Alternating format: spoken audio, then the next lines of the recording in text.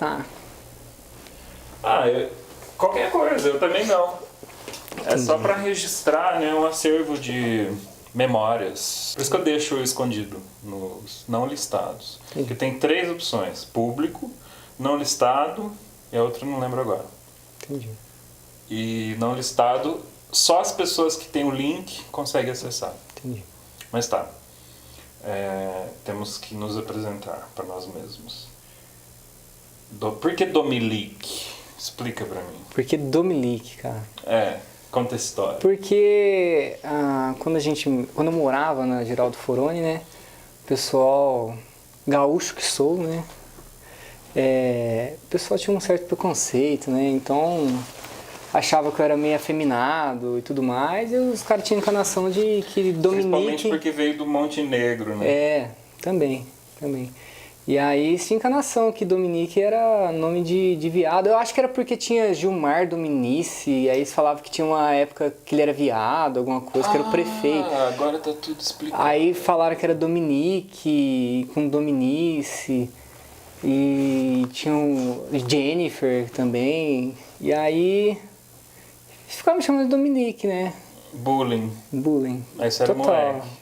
Devia ter, sei lá, 10, 11 anos, eu acho. Moleque, Faz criança, eu acho que era criança. Isso. Faz 5 anos nada. Faz 15 anos. Faz 20 anos. Começou. Tá, legal. E... 20 anos. O tempo passa, né? Passa. Mas tem uma peculiaridade, não é Dominique, é Domilique. Dominique, né? Por quê? É porque o pai do Churoli, né, do Gustavo, não conseguia. Ele era muito engraçado, cara. Muito engraçado. E ele não conseguia falar Dominique e ficava falando Domilique. Cadê o Domilique? Aí ficou Domilique, né? Porque... É legal que fica único. Sim. Se você fizer um site na internet, você nem precisa comprar domínio. Porque não existe Domilique com L. Então vai endereçar diretamente para o seu link. Com certeza. Igual Cangola. Cangola, né? Uma vez quando... Teve uma vez que o Lê, né, queria comprar um computador e tal, e eu, o empreendedor que sou, né, falei, não, meu irmão queria vender, ele queria comprar alguma coisa, não lembro o que era, não sei se era o melhor. E eu falei, não, compra do meu irmão e tal, ele acabou comprando o computador do meu irmão, né. E aí o e-mail, né, que ele usava lá e tal, era Cangola 666. E aí eu perguntei, um dia eu tava conversando com ele, né, pelo MSN, e falei, então você é o Cangola? Aí ele falou assim, pois é. E não falou mais, né?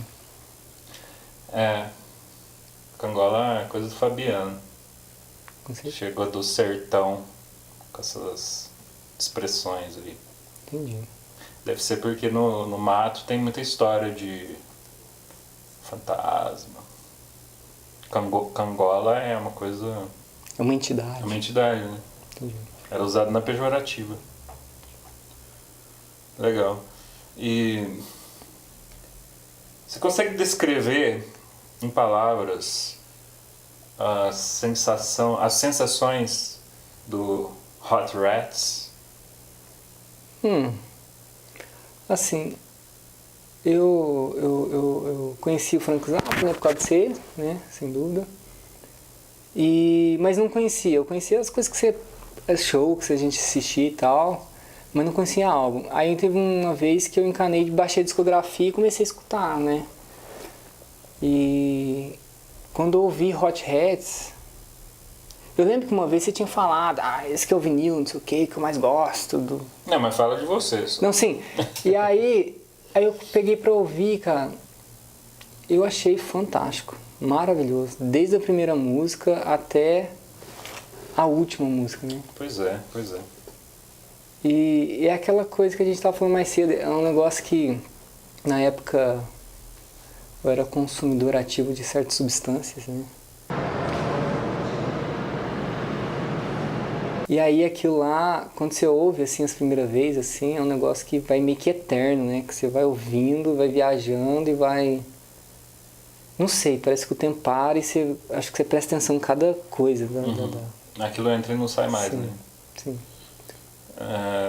Entrou por uma porta meio suscetível, meio vulnerável, mas depois você fechou a porta e o negócio ficou lá e nunca mais saiu, né? Eu posso, por exemplo, pegar algum fragmento de alguma coisa, eu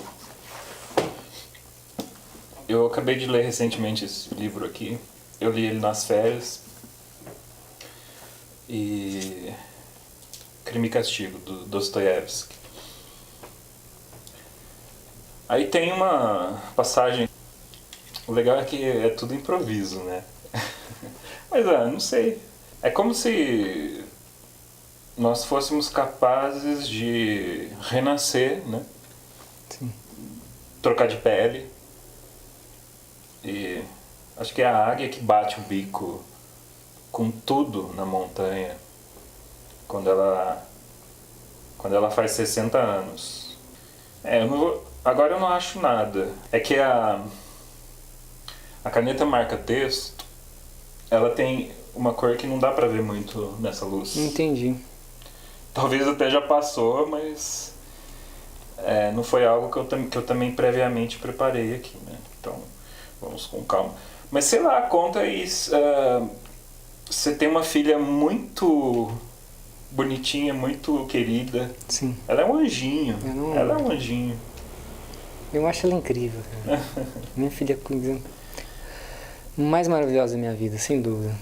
Até hoje, assim, que eu tive oportunidade de ter, né? Uhum. Ela vai fazer 3 anos agora, né? E tá falando, correndo, brincando. E fica falando assim, quando ela chega perto de mim, fala: papai, não faz cosquinha, porque ela quer que faz, sabe?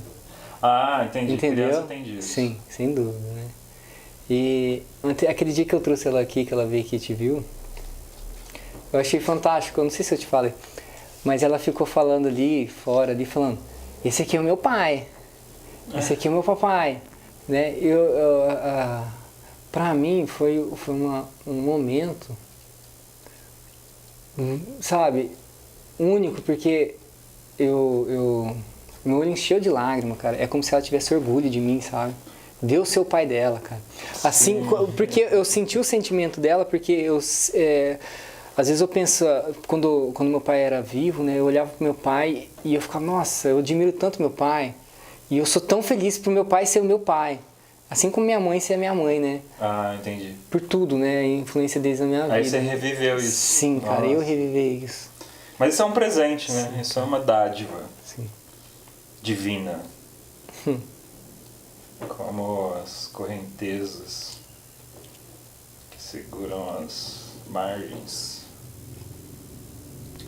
Mas que bom, cara, que bom. Criança é bom, cara. Filho é bom. Não é ruim, não. Pois é. Eu achei bonitinho ontem no churrasco que nós fazemos praticamente um clubinho do churrasco Semanal. com a diretoria.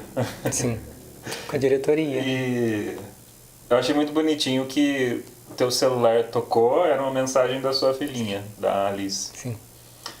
Aí você achou que ela ia beber, não sei o quê. Ela falou, eu entendi que ela falou: ah, papai, eu tô indo beber agora. Eu falei: ô, louco. Aí eu falei pra ela que eu não entendi. Depois ela falou que ia... O que ela falou? Que ela falou que ia ver vídeo no YouTube, não era? Assistir desenho. Assistir desenho. Assistir desenho, isso mesmo. A meu ver, se as descobertas de Kepler e Newton não pudessem, devido a certas combinações nefastas, chegar ao conhecimento dos humanos de nenhuma outra maneira, senão mediante ao sacrifício de 1, 10, 100 ou mais vidas daquelas pessoas que impedissem tal descoberta ou constituíssem um obstáculo para ela, Newton teria o direito e mesmo a obrigação de eliminar aquelas 10 ou 100 pessoas a fim de tornar sua descoberta o legado de toda a humanidade. Não se deduz disso, aliás, que Newton teria o direito de matar a quem ele quisesse, a fulano ou a ciclano, ou de furtar cada santo dia mercadorias na feira. A seguir, que me lembre, desdobra-se no meu antigo artigo, aliás, a ideia de todos, por exemplo, todos os legisladores e constituidores da humanidade, começando dos mais antigos e arrolando, Licurgo, Solon, Maomé, Napoleão e similares, formam, respirar, sem exceção alguma, criminosos apenas pelo fato de que, criando uma lei nova, eles infringiam assim a lei antiga, venerada pela sociedade herdada dos pais, e não se importavam sem dúvida nem com o derramamento de sangue, contanto que esse sangue, às vezes, dos inocentes ou de quem derramou glorioso pela lei antiga, pudesse ajudá-los. Isso está muito mal traduzido. É mesmo notável que a maioria desses benfeitores e constituidores da humanidade é composta, está chegando, de fascínoros mais sanguinários. Uma palavra, eu deduzo que todas aquelas pessoas que, mesmo sem serem grandes, saíam um pouco dos eixos, quer dizer, sejam minimamente capazes de fazer algo novo, hão de ser criminosas por natureza. Mais ou menos criminosas, é claro. Caso contrário, teriam dificuldades em sair dos eixos e não consentiriam, por certo, em continuar dentro desses, novamente por sua natureza, nem deveriam, em minha opinião, consentir. Resumindo, o senhor vê que, até aqui, não há nisso nada de especialmente novo. Isso já foi 1000 vezes impreciso, aliás, impresso e lido. Quanto à minha classificação de pessoas ordinárias e extraordinárias, concordo sim que ela é um pouco arbitrária, porém não insisto em números exatos. Apenas acredito na minha ideia essencial. Ela consiste notadamente em as pessoas serem, por lei da natureza, classificadas em duas categorias de modo geral. A categoria inferior, que é a ordinária, ou seja, por assim dizer, o material que serve unicamente para a reprodução de seres similares, e a das pessoas propriamente ditas, das que possuem o dom ou talento para dizer em seu meio uma palavra nova. As subdivisões são, bem entendido, inúmeras. Entretanto, os traços característicos de ambas as categorias são assaz nítidos. A primeira categoria, ou seja, o material, abrange, de modo geral, as pessoas conservadoras e decentes por natureza, que vivem obedecendo e que gostam de ser obedientes. A meu ver, elas têm mesmo a obrigação de ser obedientes, porque esse é o seu destino e porque não há nisso absolutamente nada que possa humilhá-las. A segunda categoria inclui as pessoas que infringem a lei, sendo, em função das suas capacidades, destruidoras ou propensas à destruição. Os crimes dessas pessoas são, bem entendido, relativos e bem variados, mas exigem, na maioria das vezes e nas mais diversas manifestações, a destruição do presente em prol de algo melhor. Contudo, se tal pessoa precisar, guiada por sua ideia, passar por cima de um cadáver ou de um charco de sangue, então dentro de si, no seu âmago, ela pode, ao meu ver, não, permitir-se passar por cima desse charco de sangue, dependendo, aliás, da própria ideia e das proporções dela, e tome isso em conta. Só nesse sentido é que falo, no meu artigo, do direito de tais pessoas cometerem crimes. Lembre-se que começamos por abordar uma questão jurídica. De resto, não há muito com o que se preocupar. A massa quase nunca reconhece o direito dessas pessoas. Executa-as por enforcamento, em maior ou menor grau, e assim cumpre com toda a justiça a sua função conservadora. De modo que, entretanto, as gerações posteriores da mesma massa colocam os executados num pedestal e veneram-nos, em maior ou menor grau também. A primeira categoria sempre é a dona do presente, a segunda é a dona do futuro. A primeira resguarda o mundo e aumenta-o quantitativamente, a segunda faz o mundo progredir e leva-o ao objetivo. Ambas as categorias têm igualíssimo direito de existir. Numa palavra, todos têm, em minha opinião, igual direito e vive la guerre éternelle. Até a Nova Jerusalém, bem entendido. Aí tem uma entrelinha dizendo, viva a guerra eterna. Pois então o senhor acredita em Nova Jerusalém? Isso aqui já é outra questão, então até aqui tá bom. Foi muito legal porque... Eu vou até marcar a página. A gente conversou sobre isso hoje, né?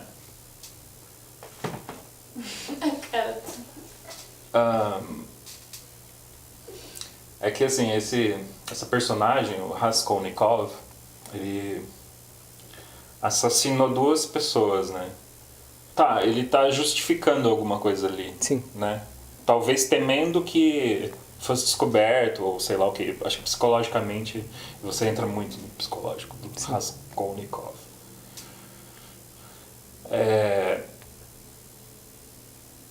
Então, ele estava justificando, mas ainda assim, né, isso que eu acho que é a magia da coisa, né? Ainda assim, transmite aquela reflexão, né, acerca daquilo que estiver acontecendo naquela situação. Por exemplo, o Victor Hugo faz muito isso. Tá falando sobre algo e coloca tanta coisa dentro daquilo ali que aí não é mais descrição, aí é poesia, aí é imagem, né? Entendi. É paisagem, é figura, É sentido. sentido, né? Mais ainda. E talvez só os escritores e os artistas têm essa noção, né? Sensibilidade, né, da coisa. Por isso que a arte é fundamental, né? Porque tem pessoas que são suscetíveis a isso e conseguem expressar o que eu não consigo. E quando eu vejo uma arte de alguém, eu consigo sentir tudo aquilo que eu gostaria de ter feito fora de mim. Aí você te dá aquele baque. Talvez é por isso que quando eu ouvi Hot Hats a primeira vez, eu fiquei... né? Entendeu? Consegue sim, não é nessa questão, eu consigo ou não consegue, mas a pessoa que sabe apreciar uma obra de arte, ela é capaz de... Ela já está fazendo isso. Sim, com certeza. Ela já está fazendo arte. Mas é que nem você falou também uma coisa pra mim um dia, né? Eu falei, nossa, Arthur, eu te admiro tanto, porque você toca e faz isso, aquilo e tudo mais, eu acho fantástico. Não, assim, eu admiro isso. E eu não tenho essa capacidade, né? E você falou, não, mas você sabe coisa que eu não sei. Claro. E é realmente isso, né? Que é a vida, né? Também o conceito da coisa, assim. Esse mundo se torna legal por causa dessa diversidade, né? Você saber admirar um ou outro, que a sua limitação é isso, mas só que você sabe fazer uma coisa que é a limitação do outro e todo mundo vai se entrosando e todo mundo vai se fazendo E aprendendo. E aprendendo um com o outro. Ensinando. Tem uma passagem, ainda em Zappa, que é um assunto delicioso, né? Infinito, não é mesmo? Inesgotável. O Zappa é, né? Eu tava comentando com um amigo que toda vez que eu tô ouvindo Joe's Garage, chega naquela parte que a mulherzinha para e fala: Well, information is not knowledge. Knowledge is not wisdom. Toda vez que eu ouço essa passagem me dá um nó na garganta. Mas um nó na garganta. Foda, viu? Aquilo ali é um momento muito... É um auge que o Zappa atingiu, sei lá. Que é significativo para você, né? Talvez você Demais. teve acessibilidade nesse momento que outras pessoas não... Não, da Não vai obra conseguir mesmo. O enxergar. The Wall, por exemplo, do Roger Waters, tem um auge, né, também. Um momento que é o apogeu de toda aquela... Porque esse lance manifestação. de ouvir música, falando de música e ter os seus sentimentos que gera, é muito relativo É muito de cada relativo, pessoa para concordo. pessoa, porque Subjetivo. cada um tem a sua raiz cultural, aquilo que viveu e tudo mais, e cada parte significa alguma coisa diferente. Acho que talvez o auge que seja para você não é para mim. É verdade. Nem para uma criança na Etiópia, Sim. que não tem... Que é a graça do negócio, né? Porque se fosse tudo igual, não ia ter graça. Ah, né? sim, com certeza. Tem uma ópera de Wagner, Richard Wagner, chamada Tristão e Isolda. Essa ópera é meio que um divisor de águas na história da música, porque tudo, por exemplo, na música tem tudo que veio antes de Wagner e tudo que veio depois de Wagner, Sim. né? Você vê a influência, a importância desse compositor. E nessa ópera existe já nela ruínas daquilo que ela se sujeitou a ser. Ou seja, ela fecha um ciclo sabendo que aquilo é a decadência do romantismo, por exemplo. O fim do romantismo está representado em Tristão e Isolda, definitivamente. E aquilo tá muito explícito em forma da representação em si, né? E da morte. Ou seja, aquilo é a morte. Entendeu? E por que você chega a essa conclusão? Porque a ópera Tristão e Isolda é um mistério por si só, né? É um amor que se desencontra, né? Um amor impossível. Sim. Então, isso está escrito na música, na partitura, né? Claro que na letra também, né? E esse amor não se resolve, e na música também. Ou seja, ela é feita, a ópera inteira é feita de cadências harmônicas que não se resolvem. Entendi. Isso é muito interessante, né? Porque no sistema tonal, que é Dó, Ré, Mi, Fá, Sol, Lá, Si, Dó, e tudo que está envolvido dentro disso daí, tudo se resolve, né?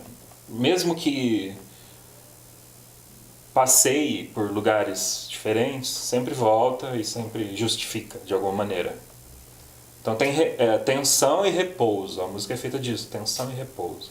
Mas na ópera do Wagner é só tensão que que se ilude. Não, que ilude o ouvinte, que vai resolver, mas nunca resolve. Entendi. Entra uma subdominante sempre, principalmente no tema principal. Que você pensa, não, agora resolveu. Agora é o Isso auge uma do negócio e vai... Não, então, não é o auge. Não.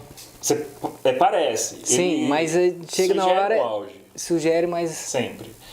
E ela só vai resolver mesmo, adivinha quando? Quando acaba disso. No fim. No fim da ópera. Depois de 4 horas de ópera. 4 horas de ópera. Sim. É claro que varia, né? Do maestro e tal, mas basicamente 4 horas. O último acorde resolve. Alguém chama e ele responde. Isso é um auge. E é um auge que denota a própria morte. A morte de um sistema, a morte de um mundo, né?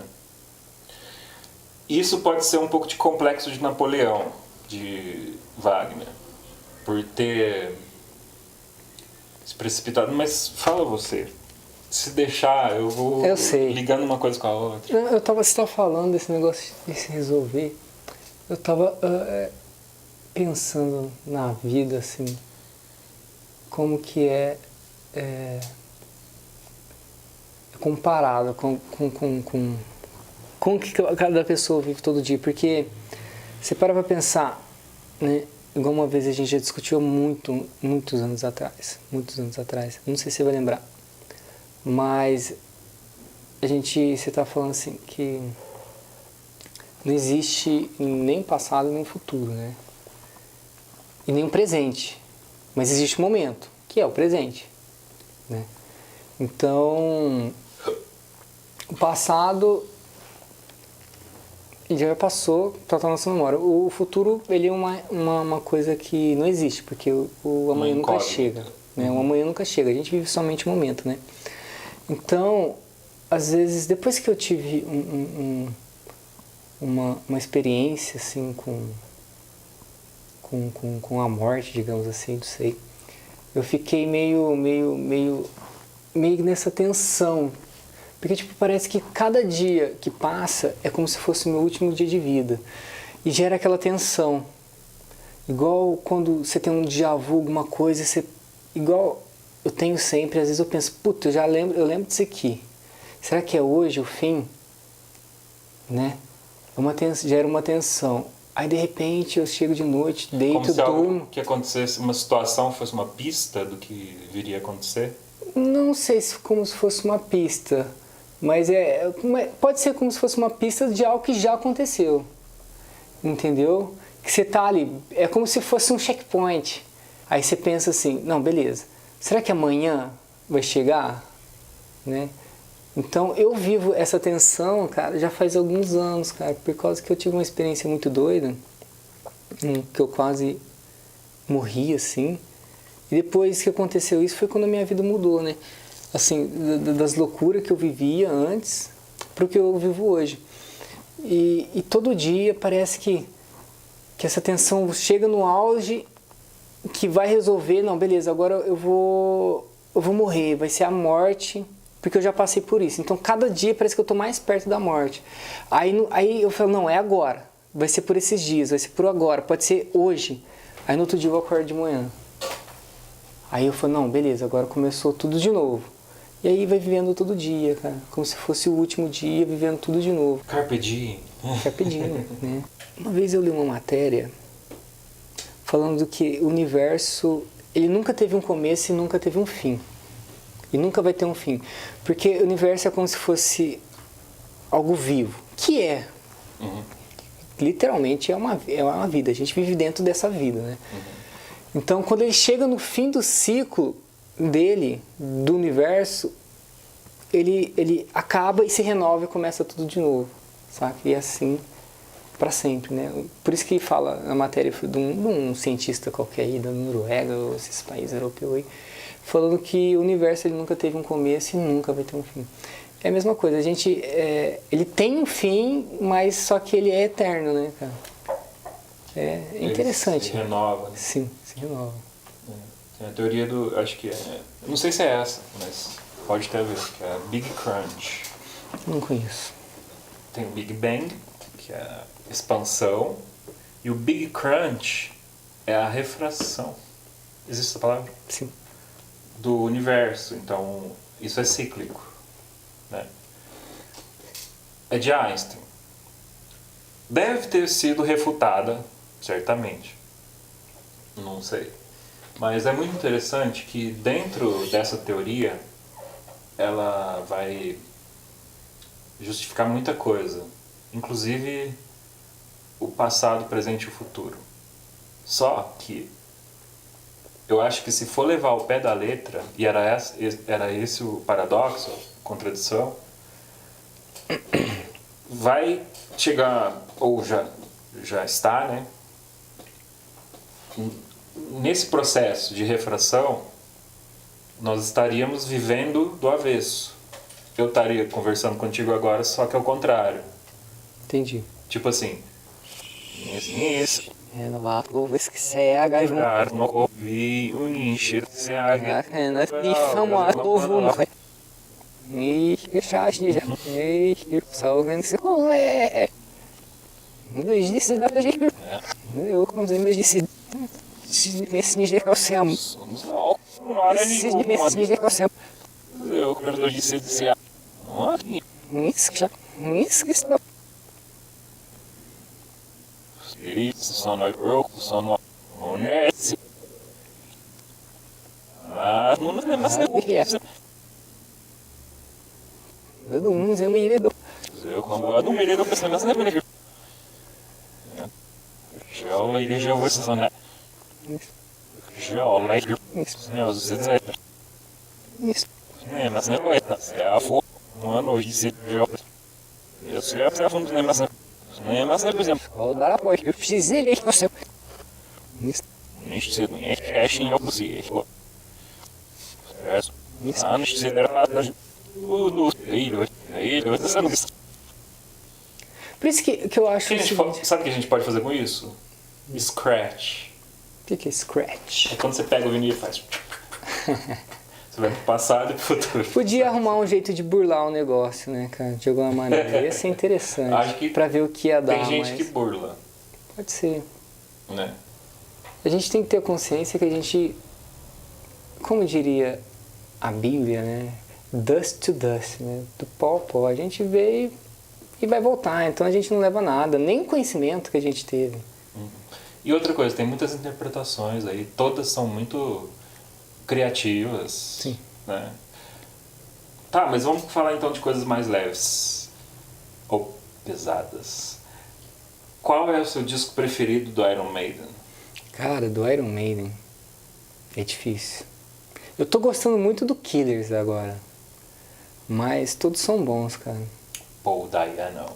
Cara, o primeiro álbum dele ali também é fantástico. Tem aquele Strange World, cara, que é uma música... uma das mais legais que eu gosto do Iron. Sem dúvida, se não for a mais, é uma das. E dos Beatles? Cara, é difícil falar esse negócio de ter um álbum favorito, mas eu gosto muito do Abbey Road. Porque eu ouvi ele numa época que me fez me sentir... fez sentir muitas coisas, cara. E ele ficou marcado, cara. Com certeza. Eu acho que é o Abbey Road. Aquela mesma história de ter entrado numa porta... Octopus Garden, né, cara? I Want To. Ah, sei. She's So Heavy. Né? Aqueles... So Heavy é legal. Sem dúvida, maravilhoso. Cara. Nem lembrava que existia essa música. I want you. Fantástica. Dun, dun, dun, dun. I want you so bad. Dom, dom, dom, dom. Será que são lá mesmo? Sei. Eu ando meio privilegiado nisso aí, cara. Eu acho que eu tô ficando velho, meu ouvido tá crescendo também. Porque a orelha cresce. Sim. Muito. Sim. Né? Ela tá rindo, mas eu já sou orelhudo, imagina. Isso pode ter uma influência das frequências sonoras. Acho que com certeza. Né? Isso é um sol. Sol! Eu aposto R$5.000. Entendi. Que não seja. Que você não tem.